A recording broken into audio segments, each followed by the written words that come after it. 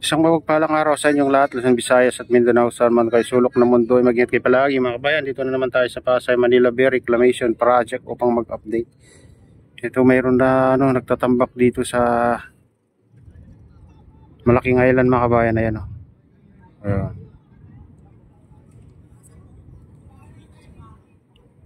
Nandun sa looban kasi may nakaharang na dito mga kabayan na agabundok na buhangin.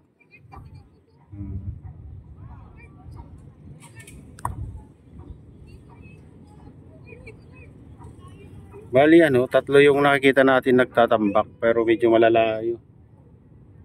Ito yung pinakamalapit. Ayan. Andun naman yung isa mga kabayan. Ayan.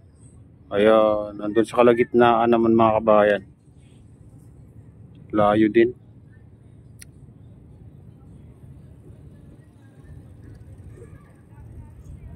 Oh, medyo maggumanda na yung panahon kanina, umaambon na naman. Kanina umaga umulan pa. Kaya basa yung mga ibang nadaanan natin, pero dito sa mawawala naman parang walang ulan dito.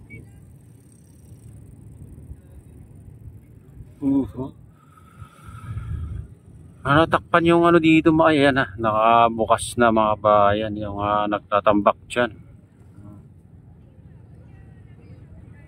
Ayan. Nakatakip kasi yung kanina dredging vessel na parang may poste na orange sa taas. Ayan.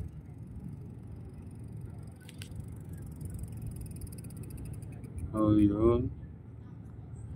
Kaya binawasan na naman yung dyan, island dyan mga kabayan. Dati agabundok, konti na lang. Nililipat din sa ibang island. Dyan lang itinatambak ng malalaking barko mga kabayan. Tapos pinapasipsip sa dredging vessel.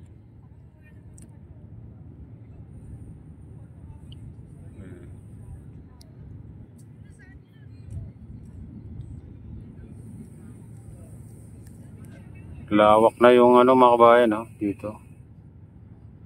Oh, lawak. Puro island na yan, dating dagat yan mga kabayan. Ayan.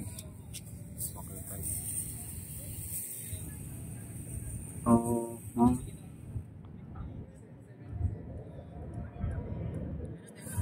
oh, ayan, SM daw yan mga kabayan. Yan ang pinakamalaking island na ginawa nila. Pero hindi ko pa alam kung may 360 hectares na kasi mayroong pang tinatambakan dyan.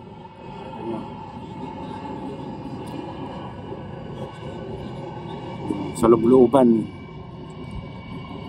Ang pinalawak nila mga kabayan yan.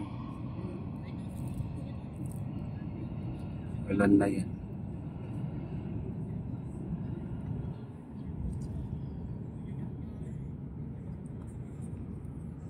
Ayan, ganun nakalawak yung dito reclamation dito sa Pasay.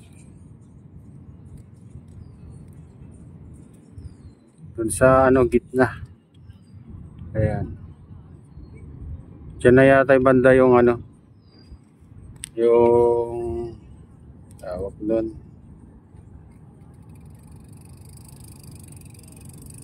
Manila Horizon o Horizon Manila. Tawag nila banda yata mga kabayan.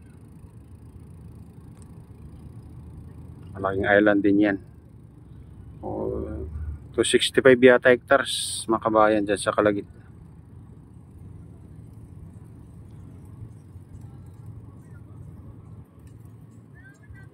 Yung sa pangatlo ay 115 yata mga kabayan. 115 hectares yata yung katayuan ng Solar Manila Gold Sock.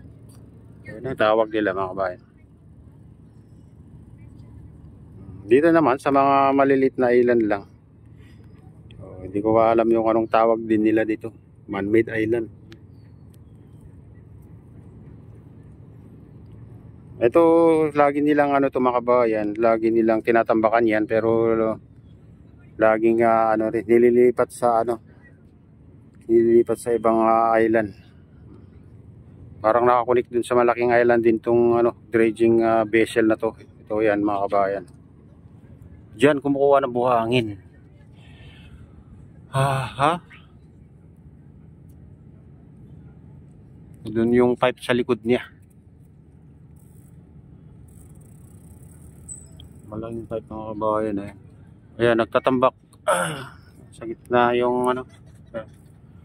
Tinatambakan ulit yan mga kabayan, yung isla na yan. Tapos ililipat din sa ibang island. Pupunta naman tayo doon sa ano, punta tayo doon mga kabayan. Ayan, dito. Silipin natin yung nasa gitna. Tara na, samahan niyo ako. Ayan yung isang barko na nagtatambak sa gitna mga kabayan. Ayan yan yung bagong island. Sa gitna.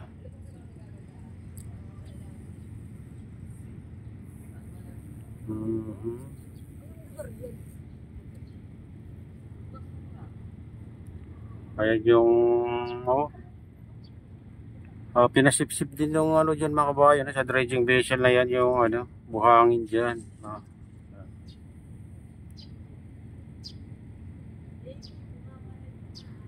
Ayan.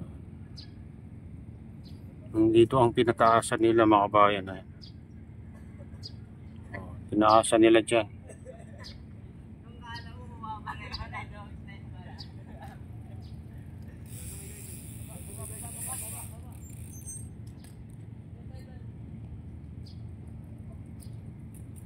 Ayan.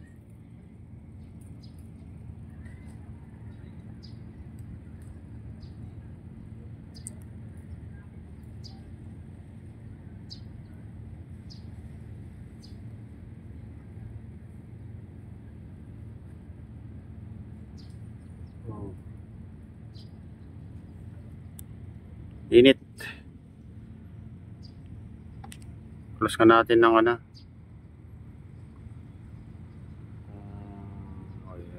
Layo kasi yan mga kabayan sa gitna.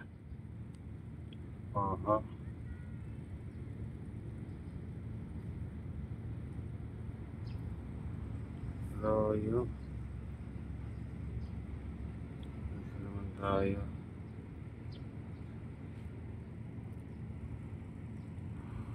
Hindi yung nagtatambak dyan, hindi na makikita mga kabayan. Silipin naman dito sa ano, kung makikita natin dyan.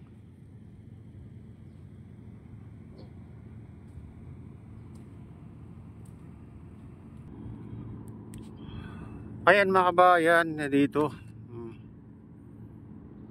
Kita natin yung ano nagtatambak, ayan.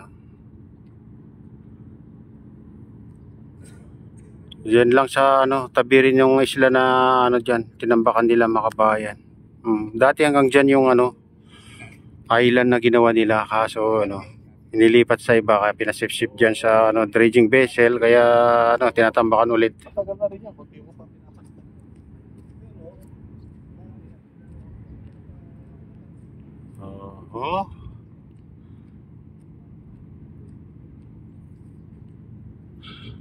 Ayan yung ano, pinalaki nila mga kabayan na island na yan.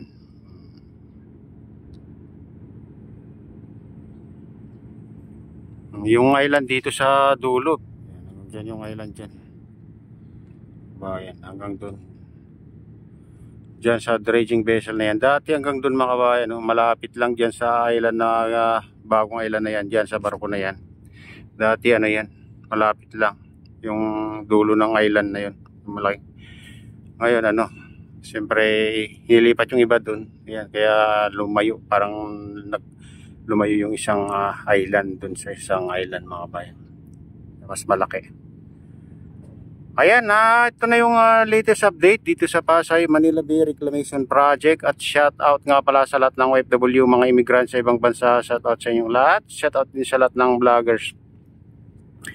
Shout out din sa lahat ng sumusuporta sa aking YouTube channel. Sana hindi kayo magsawang suporta. Shout out din sa lahat ng viewers, mga nagla-like, silent subscribers, silent viewers. Ayan. nagko-comment. Ayan, shout out sa inyong lahat. At shout out din kay Kuya Eyo, kay Ate Lynn, kay Kuya Rick sa aking business. Ayan, shout out ko dyan sa nalulokay. May gawin ka lang shout out sa inyong lahat dyan. At palagi tayong Diyos, ingat kayo palagi. God bless. Bye-bye.